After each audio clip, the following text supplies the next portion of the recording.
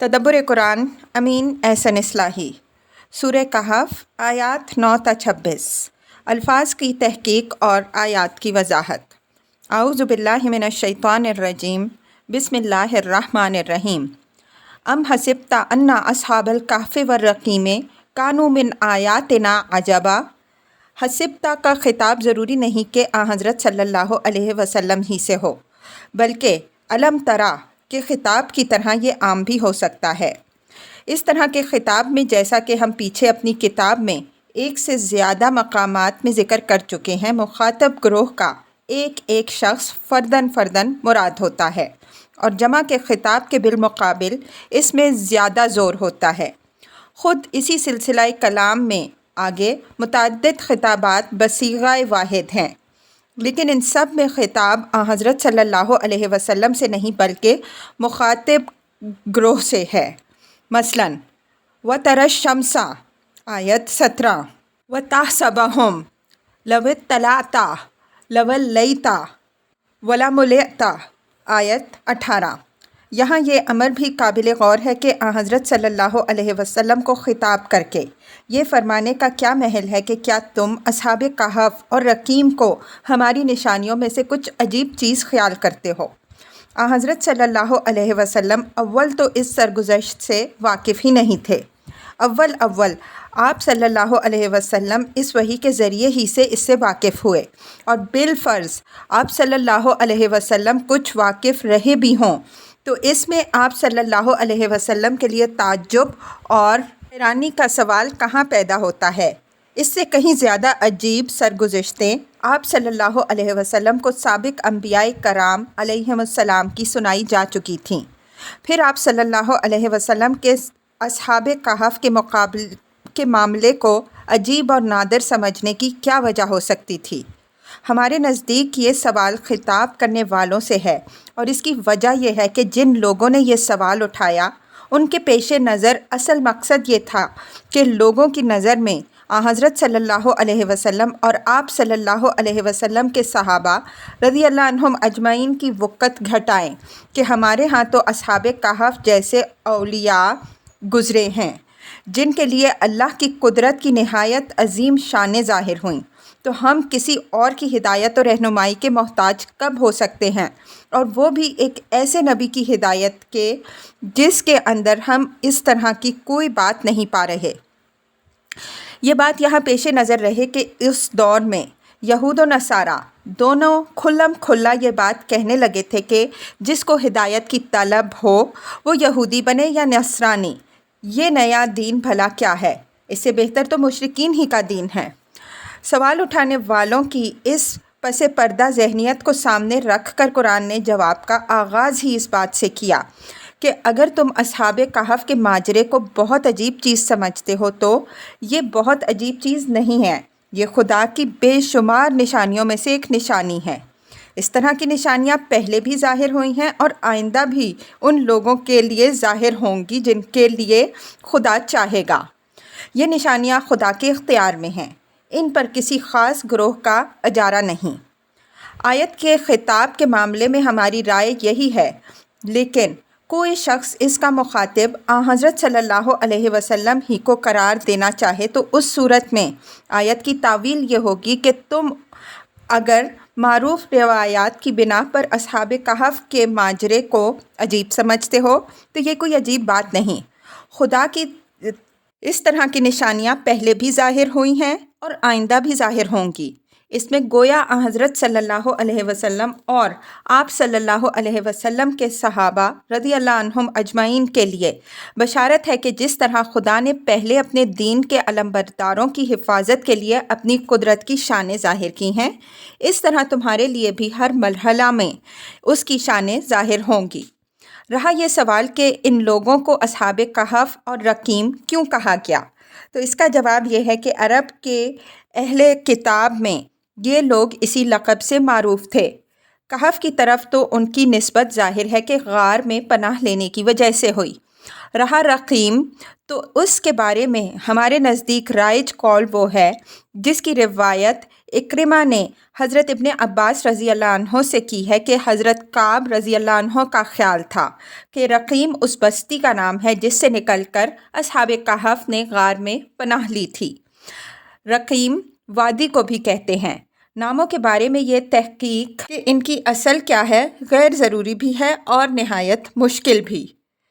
عجمی نام عربی کے قالب میں آ کر اس قدر بدل جاتے ہیں کہ ان کی اصل تحقیق کوہ کنی کے مترادف بن جاتی ہے، اور مقصد تعلیم کے پہلو سے اس کی کوئی خاص اہمیت نہیں ہے۔ اگر یہ نام قرآن نے رکھا ہوتا تب تو اس کے معنی اور اس کی اصل کی جستجو کی ایک خاص اہمیت تھی، لیکن یہ نام جیسا کہ ہم نے عرض کیا عرب کے اہل کتاب بالخصوص نصارہ کا اختیار کردہ ہے۔ قرآن نے اسی کو اختیار کر لیا ہے۔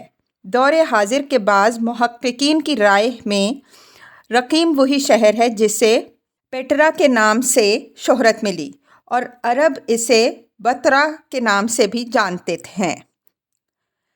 اذ اوى الفتية الى الكهف فقالوا ربنا آتنا من لدنك رحمة وهيئ لنا من امرنا رشدا۔ رشدا کے معنی ہیں اس کی ہدایت اور استقامت پائی۔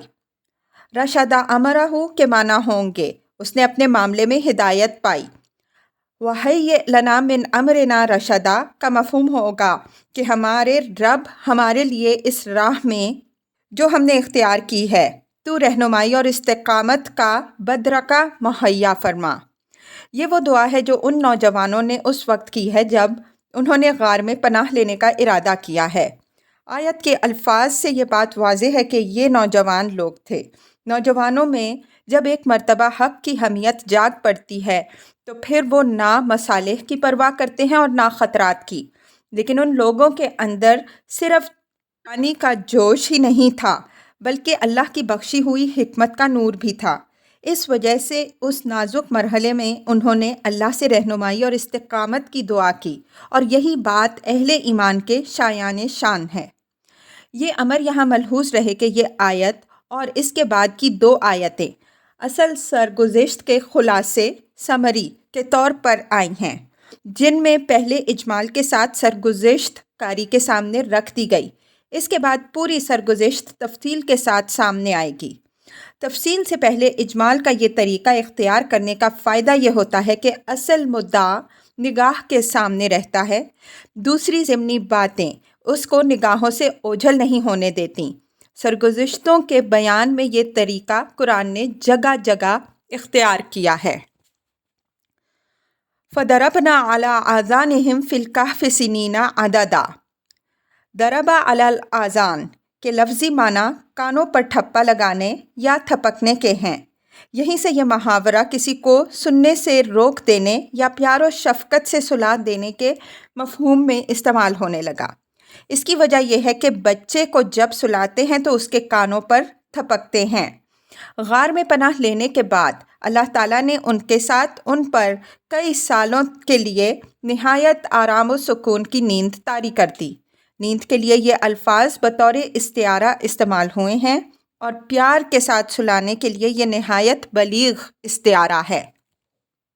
ثم بعثناہم لنعلم ای الحزبین احصیٰ لما لبثوا امدا۔ لنعلم پر لام غایت اور نہایت کے مفہوم میں ہے، اور نعلم کے معنی یہاں دیکھنے اور جانچنے کے ہیں۔ آیت کا مفہوم یہ ہے کہ اس طویل نیند کے بعد پھر ہم نے ان کو جگایا تاکہ یہ بات اس نتیجے تک منتہی ہو کہ وہ 2 گروہ ہو کر آپس میں اس سوال پر بحث کریں کہ اس حالت خواب میں وہ کتنی مدت رہے۔ کوئی کچھ کہے گا، کوئی کچھ۔ اس طرح ہم ان کو جانچ لیں گے کہ اس مدت کا ان میں سے کون سا گروہ اندازہ کر سکتا ہے، اور بالآخر یہ بات واضح ہو جائے کہ ان میں سے کوئی بھی اس کا اندازہ نہ کر سکا۔ نیز ان پر یہ حقیقت اچھی طرح واضح ہو جائے کہ یہی حال برزخی زندگی کا ہوگا۔ اس کی مدت کا بھی کسی کو احساس نہیں ہوگا۔ ہر شخص اٹھتے ہی یہی گمان کرے گا کہ بس ابھی سوئے تھے، ابھی جاگ پڑے۔ آگے آیت 19 میں یہ مضمون مزید وضاحت سے آ رہا ہے، وہاں اس کے تمام مخفی گوشے سامنے آ جائیں گے۔ नहनु नक़ुस्सु अलैका नबाअहुम बिलहक़ इन्नहुम फ़ित्यतुन आमनू बिरब्बिहिम वज़िदनाहुम हुदा। अब ये इजमाल के बाद उनकी सरगुज़िश्त की तफसील सुनाई जा रही है। इसके साथ बिलहक़ की कैद एक तो इस हकीकत को ज़ाहिर कर रही है कि इन लोगों की निस्बत जो रिवायात उनके नाम लेवाओं में मारूफ़ थीं, कुरान ने उनसे गस्ल बसर करके वाक़े की असल सूरत पेश की है। दूसरी ये कि कुरान के सामने दूसरों की तरह महज दास्तान सिराई नहीं है, बल्कि असल मकसूद उस हिकमत व मौइज़त से लोगों को आगाह करना है जो इस सरगुज़श्त के अंदर मुज़मिर है।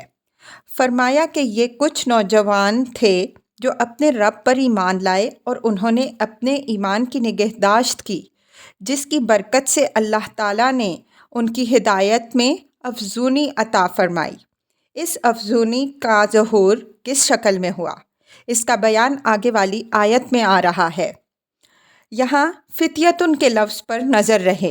कुरान ने इन लोगों का जवानों के तबके से होना ज़ाहिर करके वक्त के नौजवानों बिलखुसूस हज़रत सल्लल्लाहु अलैहि वसल्लम पर ईमान लाने वाले नौजवानों को तवज्जो दिला दी कि वो इस सरगुज़िश्त से सबक हासिल करें और उन्हीं की तरह दावत हक़ की राह में अपनी कौम की अदावत से बेपरवाह होकर चल खड़े हों। खुदा हर मरहले में उनका नासिर व मददगार होगा। वरबतना अला कुलूबिहिम इज़ क़ामू फ़क़ालू रब्बुना रब्बुस समावाति वल अर्द लन नदअ मिन दूनिही इलाहन लक़द क़ुलना इज़न शतता। रबत अल्लाहु अला क़ल्बिही के माना होंगे खुदा ने उसके दिल को क़ुव्वत व अज़ीमत दे दी। शता के माना दूर होने और शतता के माना तबाइद अनिल हक़ यानी हक़ से इन्हिराफ और दूरी के हैं। मतलब यह है कि हर चंद हालात बहुत ही सख्त थे। कलमा हक़ की दावत देना बड़ा जान जोखम का काम था, लेकिन उन नौजवानों के ईमान में खुदा ने बरकत दी, जिसका असर यह हुआ कि वो सिर्फ़ अपने ही ईमान पर काने होकर घर में बैठ रहने पर राज़ी नहीं हुए, बल्कि हर किस्म के ख़तरात से बेपरवाह होकर दावत तौहीद के लिए उठ खड़े हुए। जब उठ खड़े हुए तो अल्लाह ने अपनी सुन्नत के मुताबिक उनके दिलों को क़ुव्वत व अज़ीमत बख्शी और उन्होंने अपनी कौम में आम मुनादी कर दी कि हमारा रब सिर्फ़ वही है जो आसमानों और ज़मीन का रब है। इसके सिवा हम किसी और को रब मानने के लिए तैयार नहीं हैं। अगर हम इसके सिवा किसी और को रब मानेंगे तो ये हमारी निहायत बेजा हरकत और हक़ से बहुत दूर हटी हुई हरकत होगी। हाउलाए कौमुन इत्तख़ज़ू मिन दूनिही आलिहा लौला यातूना अलैहिम बिसुल्तानिन बय्यिन फमन अज़लमु मिम्मन इफ्तरा अलल्लाहि कज़िबा। कौम से मुराद यहाँ रकीम के लोग हैं। ये उन हक़ परस्त नौजवानों का अपनी पूरी कौम के लिए एक चैलेंज था और अरबियत का ज़ौक़ रखने वाले जानते हैं कि यहाँ हाउला का लफ्ज़ जिस अंदाज में इस्तेमाल हुआ है उससे एक किस्म की हकारत भी ज़ाहिर होती है, फिर गायब के सीगों में भी हकारत मुज़मिर है। मतलब यह है कि इन लोगों ने डंके की चोट ऐलान कर दिया कि ये हमारी कौम के बुद्धुओं ने अल्लाह के सिवा जो और माबूद बना रखे हैं, तो ये अपने इन माबूदों के हक़ में कोई वाज़ेह दलील क्यों नहीं लाते। आखिर इससे बड़ा जालिम कौन हो सकता है जो खुदा के ऊपर बुहतान तराशे।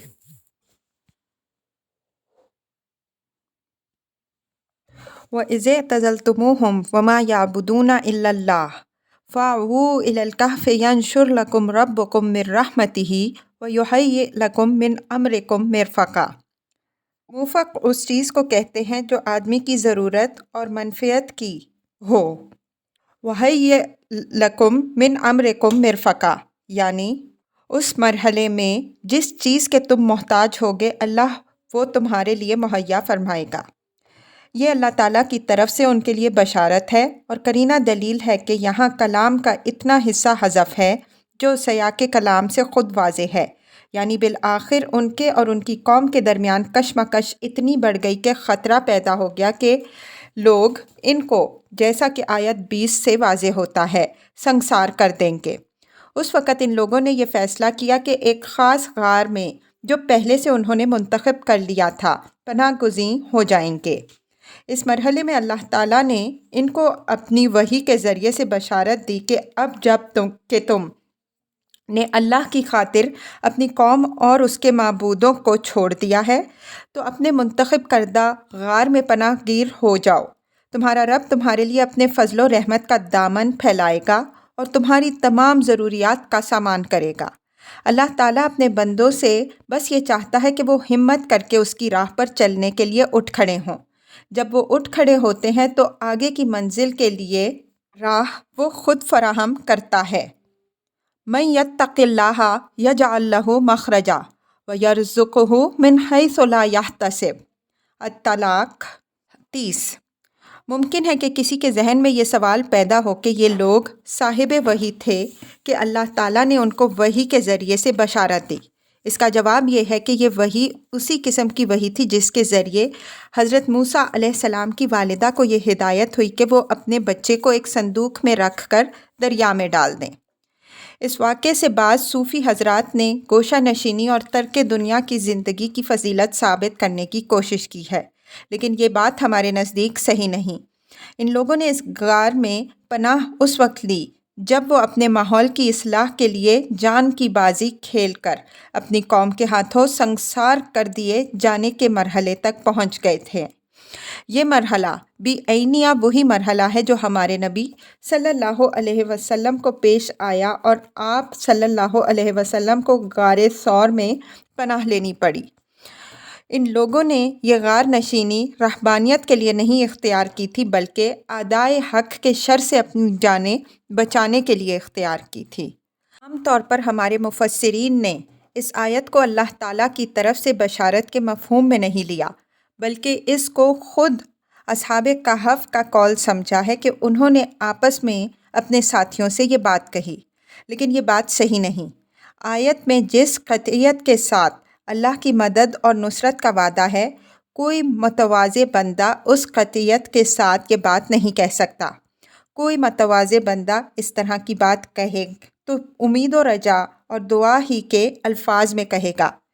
چنانچہ آیت 10 میں ان لوگوں کی دعا کا حوالہ بھی ہے۔ وَتَرَى الشَّمْسَ إِذَا طَلَعَت تَزَاوَرُ عَنْ كَهْفِهِمْ ذَاتَ الْيَمِينِ وَإِذَا غَرَبَت تَقْرِضُهُمْ ذَاتَ الشِّمَالِ وَهُمْ فِي فَجْوَةٍ مِّنْهُ ذَلِكَ مِنْ آيَاتِ اللَّهِ مَنْ يَهْدِ اللَّهُ فَهُوَ الْمُهْتَدِ وَمَنْ يُضْلِلْ فَلَنْ تَجِدَ لَهُ وَلِيًّا مُرْشِدًا۔ تزاور کے اصل معنی جانے، کترا جانے اور منحرف ہو جانے کے ہیں۔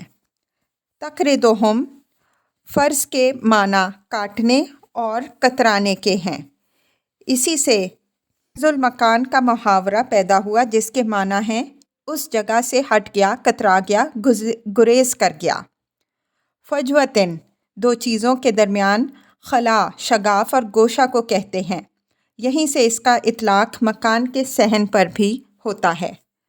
اوپر کی آیت میں اللہ تعالیٰ نے ان لوگوں کے لیے غار میں جن ضروریات و مرافق کے مہیا فرمانے کا وعدہ فرمایا، اب یہ ان کا بیان ہو رہا ہے کہ اگر تم دیکھ پاتے تو دیکھتے کہ سورج جب طلوع ہوتا تو ان کے غار سے دائیں کو بچتا ہوا طلوع ہو جاتا اور جب ڈوبتا تو ان سے بائیں کو کتراتا ہوا ڈوبتا ہے، اور وہ اس غار کے صحن میں آرام کر رہے ہیں۔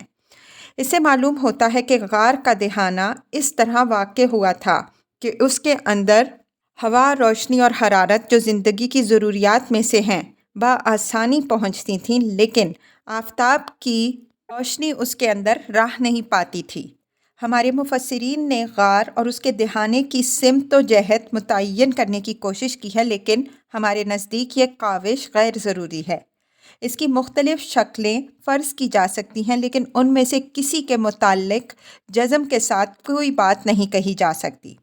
صحیح بات وہی ہے جو اللہ تعالیٰ نے بتا دی ہے کہ یہ اللہ تعالیٰ کی نشانیوں میں سے ایک نشانی ہے کہ اس نے اپنی تدبیر و کارسازی سے اپنے بندوں کے لیے ایک ایسا غار مہیا فرما دیا جہاں بغیر کسی کاوش کے ان کے لیے ساری ضروریات زندگی فراہم تھیں، اور معلوم ہوتا ہے کہ سورج بھی ان کے پاس سے گزرتا ہے تو ادب اور احترام سے گزرتا ہے کہ ان کی خدمت کی انجام دہی کا شرف تو حاصل ہو، لیکن ان کے آرام و سکون میں کوئی خلل واقع نہ ہو۔ ذالک من آیات اللہ من یہد اللہ الی الآیہ۔ اسی آیت الہی کے تعلق سے یہ تذکیر فرما دی کہ جہاں تک اللہ کی نشانیوں کا تعلق ہے، ایک سے ایک بڑی نشانی موجود ہے، لیکن نشانیوں سے رہنمائی وہی حاصل کرتے ہیں جو اللہ تعالیٰ کی توفیق پاتے ہیں۔ جو اس کی توفیق سے محروم ہو جاتے ہیں، کوئی دوسرا ان کا کارساز و رہنما نہیں بن سکتا۔ وَتَحْسَبُهُمْ أَيْقَاظًا وَهُمْ رُقُودٌ وَنُقَلِّبُهُمْ ذَاتَ الْيَمِينِ وَذَاتَ الشِّمَالِ وَقَلْبُهُمْ بَاسِطٌ ذِرَاعَيْهِ بِالْوَصِيدِ لَوِ اطَّلَعْتَ عَلَيْهِمْ لَوَلَّيْتَ مِنْهُمْ فِرَارًا وَلَمُلِئْتَ مِنْهُمْ رُعْبًا۔ یہ وہ انتظام بیان ہوا ہے جو اللہ تعالیٰ نے ان کی حفاظت کے لیے فرمایا کہ باوجود یہ کہ وہ غار میں محو خواب تھے، لیکن صورتحال ایسی تھی کہ اگر اتفاق سے کوئی ان کو دیکھ پاتا تو یہ گمان نہ کرتا کہ وہ سو رہے ہیں، بلکہ وہ یہی سمجھتا کہ جاگ رہے ہیں، یعنی ان کو سوتا اور بے خبر سمجھ کر کوئی ان کو نقصان پہنچانے کی جرت نہ کر سکتا تھا، بلکہ ان کو اپنی حفاظت کے لیے بیدار و ہوشیار ہی خیال کرتا۔ ان کے سونے کی حیت ایسی تھی کہ معلوم ہوتا کہ کچھ لوگ ذرا دم لینے کے لیے بس لیٹ گئے ہیں، ایسی نہیں کہ دیکھنے والا سمجھے کہ غفیل پڑھ کر سو رہے ہیں۔ وَنُقَلِّبُهُمْ ذَاتَ الْيَمِينِ وَذَاتَ الشِّمَالِ، فرمایا کہ ہم ان کو دائیں اور بائیں کروٹ بھی بدلواتے رہتے تھے۔ یہ کروٹ صحت جسمانی کو برقرار رکھنے کے لیے ضروری ہے، اور اس لیے بھی ضروری ہے کہ ایک ہی حیت میں پڑے پڑے جسم اکڑ نہ جائے۔ نیز یہ لوگ زمین پر ایک طویل وقفہ کے لیے سوئے ہوئے تھے۔ اگر ایک ہی کروٹ پر عرصہ تک پڑے رہتے تو یہ اندیشہ تھا کہ زمین ان کے جسم کو نقصان پہنچا دے۔ اس لیے جس طرح ایک شفیق ماں گہوارے میں لیٹے ہوئے بچے کے پہلو بدلتی رہتی ہے، اسی طرح قدرت ان کے پہلو بھی بدلواتی رہتی ہے۔ وَقَلْبُهُمْ بَاسِطٌ ذِرَاعَيْهِ بِالْوَصِيدِ، یہ بھی اسی حفاظتی انتظام کے سلسلے کی بات ہے کہ ان کا وفادار کتا غار کے دہانے پر اپنے دونوں ہاتھ پھیلائے اس طرح بیٹھا رہا کہ گویا پہرا دے رہا ہے۔ ظاہر ہے کہ یہ کتا بھی اس دوران میں برابر سوتا ہی رہا، لیکن اس کے سونے کی حیت وہ نہیں تھی جو عام طور پر کتوں کے سونے کی ہوتی ہے، بلکہ وہ تھی جو ڈیوٹی پر پہرا دینے والے کتے کی ہوتی ہے۔ یہ انتظام اللہ تعالیٰ نے اس لیے فرمایا کہ کوئی شخص یا عام قسم کا جنگلی جانور غار میں گھسنے کی جرت نہ کرے۔ لَوِ اطَّلَعْتَ عَلَيْهِمْ لَوَلَّيْتَ مِنْهُمْ فِرَارًا وَلَمُلِئْتَ مِنْهُمْ رُعْبًا۔ ظاہر ہے کہ اگر اس طرح کے کسی منظر پر اتفاق سے کسی کی نظر پڑ جائے تو وہ دہشت زدہ ہو کر وہاں سے بھاگ کھڑا ہوگا۔ وہ ششدر رہ جائے گا کہ آخر پہاڑوں کے بیچ میں ایک غار کے اندر یہ کون لوگ ہیں جو اس طرح لیٹے ہوئے ہیں۔ وہ انہیں بھلے آدمی سمجھے یا برے چور اور ڈاکو خیال کرے، یا راہب اور سنیاسی، آسمانی مخلوق خیال کرے یا ارضی انسان خیال کرے یا جنات و ملائکہ، بہرحال اس پر اس حالت سے ایک انجانے قسم کا خوف ضرور طاری ہوگا۔ یہ خوف کی فضا وہاں قدرت نے اپنے بندوں کی حفاظت کے لیے پیدا کر دی تھی۔ دنیا کے حکمران خاردار تاروں سے محفوظ محلوں میں سوتے ہیں اور مسلح سپاہی ان کا پہرا دیتے ہیں، لیکن ان کی جان کو امان نہیں۔ اللہ کے بندے غاروں اور جنگلوں میں سوتے ہیں اور مجال نہیں کہ کوئی پرندہ وہاں پر مار سکے۔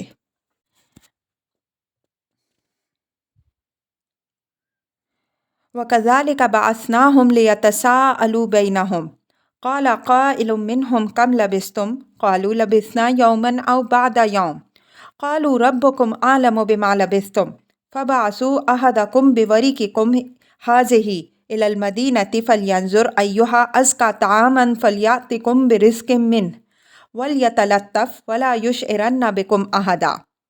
وَكَذَلِكَ، یعنی ان کے معاملے میں جس طرح اپنی کارسازی کی وہ شان ہم نے دکھائی جو اوپر مذکور ہوئی، اسی طرح اپنی یہ شان بھی دکھائی کہ ان کو اس نیند سے بیدار کیا کہ ان کے اندر باہم اس امر میں سوال و جواب ہو کہ یہ خواب کی حالت ان پر کتنی مدت طاری رہی، اور بالآخر ان پر یہ حقیقت واضح ہو جائے کہ اس مدت کا اندازہ کرنے سے وہ بالکل قاصر ہیں، صرف اللہ ہی اس مدت سے واقف ہے۔ چنانچہ ان میں سے ایک صاحب نے ساتھیوں سے سوال کیا کہ بھلا اس حالت میں تم نے کتنے دن گزارے ہوں گے؟ ساتھیوں نے جواب دیا کہ زیادہ سے زیادہ 1 دن یا اس سے بھی کم۔ بالآخر اتفاق اس بات پر ہوا کہ اس مدت کا علم صرف اللہ ہی کو ہے، اس وجہ سے اس سوال پر غور کرنا بے سود ہے۔ البتہ یہ کرو کہ اپنے میں سے کسی کو یہ رقم دے کر شہر بھیجو، وہ پہلے تحقیق کر لے کہ شہر کے کس حصے میں پاکیزہ کھانا ملتا ہے، اور وہاں سے وہ کچھ کھانے کو لے آئے، اور خبردار وہ دبے پاؤں جائے، کسی کو کانوں کان خبر نہ ہونے دے۔ یہی وہ سوال و جواب ہے جس کا اوپر آیت 12 میں اجمالاً حوالہ ہے۔ یہاں اس کی تفصیل ہو گئی جس سے یہ بات واضح ہوتی ہے کہ یہ سوال و جواب انہی لوگوں کے درمیان ہوا۔ یہاں بھی لیتساءلوا پر لام غایت و نہایت کے مفہوم میں ہے، یعنی اللہ تعالیٰ نے یہ چاہا کہ ان کا یہ اٹھایا جانا اس نتیجے تک منتہی ہو کہ وہ آپس میں سونے کی مدت سے متعلق سوال و جواب کریں، اور در حقیقت ان پر واضح ہو جائے کہ اس مدت کا اندازہ کرنے سے وہ بالکل قاصر ہیں، اور یہیں سے ان پر یہ حقیقت بھی واضح ہو جائے کہ مرنے کے بعد برزخ کی زندگی کا بھی یہی حال ہوگا۔ قیامت کو جب لوگ اٹھیں گے تو ایسا معلوم ہوگا کہ اس حالت میں وہ 1 دن یا اس سے بھی کچھ کم رہے۔ فَلْيَنظُرْ أَيُّهَا أَزْكَىٰ طَعَامًا، ایہا یعنی ایو اطراف المدینہ یا ایو نواحی المدینہ، اور ازکا سے پاکیزہ کھانا مراد ہے۔ ان لوگوں نے جس وقت غار میں پناہ لی اس وقت شرک و کفر کا غلبہ تھا، اور اس سبب سے ان کی قوم میں حرام و حلال کی تمیز نہیں تھی۔ اس وجہ سے ان لوگوں نے اس بات کی خاص طور پر تاکید کی کہ کھانا لانے والا اس امر کی اچھی طرح تحقیق کر لے کہ شہر کے کس حصے میں نسبتاً زیادہ پاکیزہ کھانا ملنے کی توقع ہے۔ رقیم میں آخر کچھ اہل ایمان بھی تو رہے ہوں گے، اس وجہ سے توقع تھی کہ ان کے ہاں حرام و حلال کی تمیز ہوگی، لیکن اس تحقیق میں یہ اندیشہ بھی تھا کہ کہیں بات کھل نہ جائے۔ اس وجہ سے انہوں نے یہ تاکید بھی کر دی کہ پوری احتیاط ملحوظ رہے، کسی کو خبر نہ ہونے پائے۔ تلطف کے معنی کسی کام کو زیر کرنے کے ہیں، ہوشیاری اور احتیاط سے ڈرتے ڈرتے۔ آیت میں لفظ ورق کا ترجمہ عام طور پر لوگوں نے سکہ یا روپیہ کا کیا، لیکن ہم نے رقم کیا ہے، اس لیے کہ ورق کے معنی چاندی کے ہیں، اور یہ بجائے خود بھی سکہ کے قائم مقام ہو سکتی ہے۔ اس وجہ سے ہم نے ایسا لفظ اختیار کیا ہے جس کا اطلاق مسکوک اور غیر مسکوک دونوں پر ہو سکتا ہو۔ انہم ان یظہروا علیکم یرجموکم او یعیدوکم فی ملتہم ولن تفلحوا اذا ابدا۔ اس سے اس اندیشہ کا اظہار ہوتا ہے جس کی بنا پر احتیاط اور رازداری کی تاکید کی گئی۔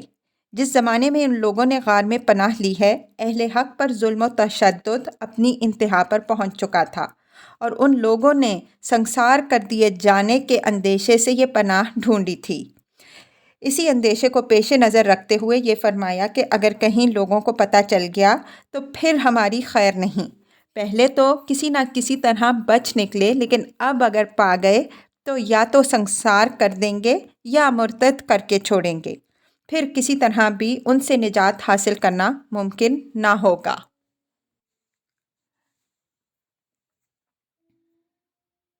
وَكَذَلِكَ آثَرْنَا عَلَيْهِمْ لِيَعْلَمُوا أَنَّ وَعْدَ اللَّهِ حَقٌّ وَأَنَّ السَّاعَةَ لا ريب فيها إذ يتنازعون بينهم أمرهم فقالوا ابنوا عليهم بنيانا ربهم أعلم بهم قال الذين غلبوا على أمرهم لنتخذن عليهم مسجدا۔ اس کذالکہ کا عطف اوپر والے کذالکہ پر ہے، یعنی جس طرح ہم نے وہ شان دکھائی اسی طرح ہم یہ شان بھی دکھا رہے ہیں کہ لوگوں کو ان سے باخبر کر دیا۔ یہاں اس بات کی کوئی تصریح نہیں ہے کہ لوگ ان سے کس طرح آگاہ ہوئے، ہو سکتا ہے کہ جو صاحب کھانا لینے کے لیے بازار گئے انہی کو دیکھ کر بعض زیرک لوگوں نے تاڑ لیا ہو اور پھر ان کا سراغ لگانے کے درپے ہو گئی ہوں، اور اس طرح آہستہ آہستہ لوگوں کی رسائی غار تک ہو گئی ہو۔ غور کرنے سے یہ بات بھی معلوم ہوتی ہے کہ اصحاب الکہف کو جب یہ اندازہ ہو گیا کہ ان کی سنگن کچھ باہر پہنچ چکی ہے تو وہ اپنے غار میں معتکف ہو گئے، اور اسی حال میں اللہ نے ان کو وفات دے دی۔ لوگوں کو ان کی پوری اطلاع ان کی وفات کے بعد ہی ہوئی۔ لِيَعْلَمُوا أَنَّ وَعْدَ اللَّهِ حَقٌّ وَأَنَّ السَّاعَةَ لَا رَيْبَ فِيهَا، یعنی اللہ نے لوگوں کو ان کے حال سے اس لیے آگاہ کیا کہ یہ اس بات کی نشانی ہو کہ اللہ کا وعدہ قیامت شدنی ہے اور اس کے ظہور میں کسی شبہ کی گنجائش نہیں۔ قیامت کے باب میں منکرین کو سب سے بڑا شبہ یہی پیش آتا ہے کہ وہ مرنے کے بعد دوبارہ جی اٹھنے کو بہت ہی مستبعد سمجھتے ہیں۔ اصحاب کہف کے واقعے نے اس استبعاد کو رفع کرنے کے لیے ایک تازہ شہادت پیش کر دی کہ ایک مدت تک سوتے رہنے کے بعد وہ اپنے رب کے حکم سے پھر اٹھ بیٹھے۔ قرائن اس بات پر دلیل ہیں کہ اللہ تعالیٰ نے جس طرح لوگوں کو ان کے غار سے آگاہ فرمایا، اسی طرح اس بات سے بھی آگاہ فرما دیا کہ ان لوگوں کی زندگی غار میں کیسے گزری۔ اگرچہ آیت میں اس کی کوئی صراحت نہیں ہے، لیکن یہ امر واضح ہے کہ لوگوں کو یہ بات معلوم تھی، اور در حقیقت یہی چیز تھی جس کے سبب سے ان کی زندگی لوگوں کی نگاہوں میں ایک عجوبہ بنی، اور مرنے کے بعد یہ خلق کے مرجع عقیدت بن گئے۔ ہو سکتا ہے کہ جس زمانے میں لوگوں نے ان کی ٹوہ لگانے کی کوشش کی ہے اسی زمانے میں یہ راز بھی کھلا ہو اور بعد میں اس کا علم عام ہو گیا ہو، اور پھر اس کی روایت نے تواتر کی حیثیت حاصل کر لی ہو۔ اذ یتنازعون بینہم امرہم فقالوا بنوا علیہم بنیانا ربہم اعلم بہم قال الذین غلبوا علی امرہم لنتخذن علیہم مسجدا۔ اب یہ قرآن نے اس انقلاب حال کی طرف اشارہ فرمایا جو ان کی وفات کے بعد ہوا۔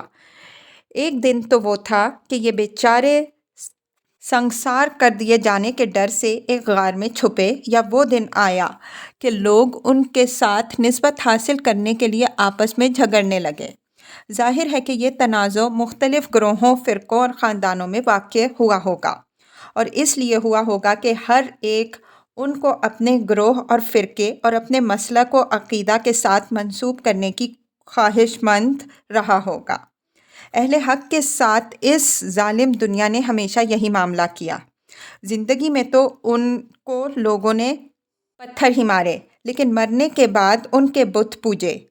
ان لوگوں کے ساتھ بھی مرنے کے بعد یہی ہوا کہ مختلف گروہ اور فرقے ان کے ساتھ قرب کے مدعی بن کر اٹھ کھڑے ہوئے۔ ایک گروہ کی رائے یہ ہوئی کہ ان کے مذہب و مسلک کا معاملہ تو اللہ کے حوالے کیا جائے، البتہ ان کی یادگار میں ان کے غار پر ایک عمارت بنا دی جائے۔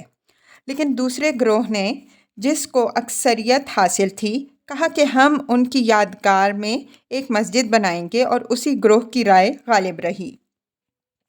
اس سے اس انقلاب حال کا کچھ اندازہ ہوتا ہے جو ان جانبازوں کی قربانیوں کے نتیجے میں برپا ہوا کہ ملک میں ان لوگوں نے اکثریت حاصل کر لی جو موحد اور خدا پرست تھے۔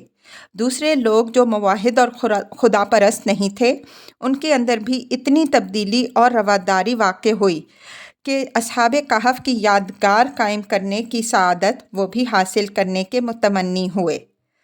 ربہم اعلم بہم میں ہمارے نزدیک عربیت کے معروف قاعدے کے مطابق ایک مضاف محذوف ہے، یعنی اعلم بدینہم۔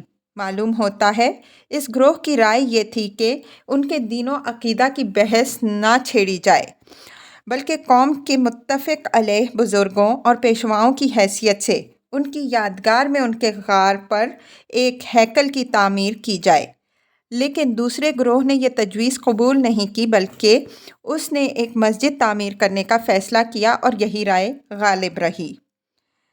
علیہم مسجدہ میں بھی ہمارے نزدیک ایک مضاف محذوف ہے، یعنی علی کہفہم۔ قرآن مجید نے ان لوگوں کی یادگار کو مسجد سے تعبیر کر کے یہ حقیقت واضح کی ہے کہ یہ موحد اور خدا پرست لوگ تھے۔ اس وجہ سے انہوں نے خدا کی عبادت کا ایک گھر بنایا۔ یہ امر ملحوظ رہے کہ یہود و نصارہ کے عبادت خانے اصلاً مسجد ہی تھے۔ ان میں خرابی تو اس وقت پیدا ہوئی جب ان قوموں نے مشرکانہ عقائد اختیار کیے اور اپنے معبدوں کو شرک سے آلودہ کیا۔ یاد ہوگا قرآن نے یہود و نصارہ کے صوامع اور بیع کو مساجد ہی کے زمرے میں شمار کیا ہے۔ ملاحظہ ہو سورہ حج آیت 40۔ سَيَقُولُونَ ثَلَاثَةٌ رَابِعُهُمْ قَلْبُهُمْ وَيَقُولُونَ خَمْسَةٌ سَادِسُهُمْ قَلْبُهُمْ رَجْمًا بِالْغَيْبِ وَيَقُولُونَ سَبْعَةٌ وَثَامِنُهُمْ قَلْبُهُمْ قُلْ رَبِّي أَعْلَمُ بِعِدَّتِهِمْ مَا يَعْلَمُهُمْ إِلَّا قَلِيلٌ فَلَا تُمَارِ فِيهِمْ إِلَّا مِرَاءً ظَاهِرًا وَلَا تَسْتَفْتِ فِيهِمْ مِنْهُمْ أَحَدًا۔ اب یہ ایک جملہ معترضہ کے طور پر ہی نبی صلی اللہ علیہ وسلم کو خطاب کر کے فرمایا کہ اصحاب کہف کی اصل حقیقت تو یہی ہے جو تمہیں سنا دی گئی، لیکن یہ نہ سمجھو کہ یہ سوال کرنے والے اس سے مطمئن ہو جائیں گے اور ان کی زندگیوں سے سبق حاصل کریں گے، بلکہ اب جو کچھ یہ لوگ کہیں گے ان کی تعداد 3 تھی اور چوتھا ان کا کتا، اور کچھ کہیں گے کہ یہ 5 تھے، چھٹا ان کا کتا۔ فرمایا یہ ساری باتیں رجمًا بالغیب یعنی محض اٹکل پچھو ہیں، ان کی کوئی حقیقت نہیں۔ علاوہ ازیں کچھ لوگ یہ کہیں گے کہ وہ 7 تھے اور 8واں ان کا کتا۔ تم ان سے کہہ دو کہ میرا رب ہی ان کی تعداد کو خوب جانتا ہے، ان کی تعداد صرف تھوڑے ہی لوگ جانتے ہیں۔ فَلَا تُمَارِ فِيهِمْ إِلَّا مِرَاءً ظَاهِرًا۔ رات کے معنی بحث اور مناظرہ کے ہیں۔ مطلب یہ ہے کہ اگر لوگ تمہارے سامنے اس طرح کے سوالات لے کر آئیں اور تم سے بحث و جدال کرنا چاہیں تو ان سے نہ الجھنا، بلکہ سرسری طور پر یہ بات کر کے ان کو ٹال دینے کی کوشش کرنا۔ اب اصحاب کہف کے باب میں کسی سے کچھ پوچھنے کی ضرورت نہیں۔ جب ان کی اصل سرگزشت اللہ نے بیان کر دی تو اللہ سے زیادہ کون جاننے والا ہے جس سے رجوع کرنے کی ضرورت پیش آئے۔ اس آیت سے یہ حقیقت واضح ہوئی کہ جن لوگوں کو بحث و مناظرہ کا روگ لگ جاتا ہے ان کو اصل حقیقت سے کوئی دلچسپی نہیں ہوتی۔ ان کے مناظرہ کی ایک راہ بند کیجیے تو وہ دوسری راہ نکال لیں گے۔ اس وجہ سے کسی دانش مند کے لیے یہ زیبا نہیں کہ ایسے لوگوں کے قائل کرنے کے درپے ہوں۔ ایسے لوگوں سے جان چھڑانے ہی میں خیر ہے۔ ان کے ساتھ سنجیدہ ہو کر بحث کرنے کے بجائے ان کو خوبصورتی سے ٹالنے کی کوشش کرنی چاہیے۔ بعض اہل تاویل نے اصحاب کہف کی تعداد سے متعلق آخری قول کو اقرب الی الصواب قرار دیا ہے۔ اس کی دلیل یہ ہے کہ پہلے 2 قولوں کو تو قرآن نے صاف رجمًا بالغیب قرار دیا ہے، لیکن تیسرے قول سے متعلق کوئی اس طرح کی بات نہیں فرمائی۔ یہ استنباط قرین صواب ہے، لیکن ان کی تعداد سے متعلق ہمارا قول وہی ہے جو قرآن نے بتایا ہے۔ قُلْ رَبِّي أَعْلَمُ بِعِدَّتِهِمْ مَا يَعْلَمُهُمْ إِلَّا قَلِيلٌ۔